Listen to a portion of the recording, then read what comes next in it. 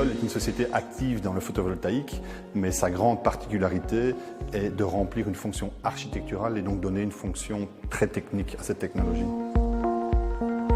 Nous sommes d'abord une société qui réalise des projets, mais nous sommes évidemment aussi des fabricants, puisque tous les produits qui sont installés sur nos projets sont fabriqués dans nos ateliers en Belgique.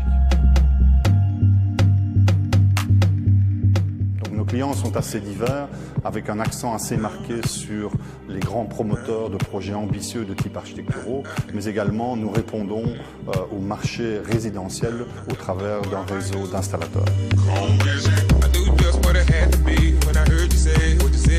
Isol travaille principalement en France et en Belgique aujourd'hui, mais nous avons évidemment l'ambition d'exporter encore plus loin, notamment au Moyen-Orient, puisqu'il y a énormément de projets avec vocation architecturale et photovoltaïque.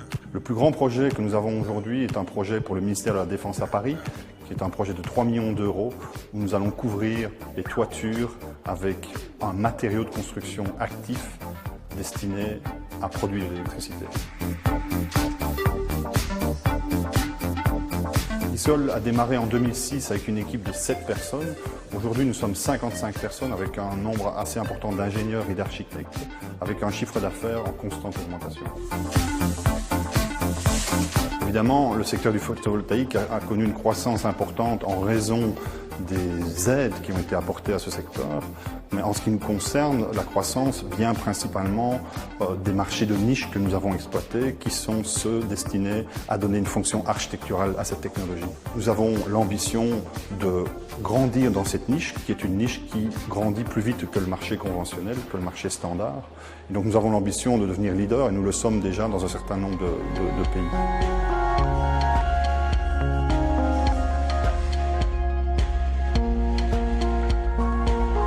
Ce qui nous rend le plus heureux et le plus fiers, c'est d'avoir réussi un pari qui était considéré comme étant impossible de la part d'un certain nombre de personnes, c'est de pouvoir produire localement, avec une main-d'œuvre locale, un produit à haute valeur ajoutée.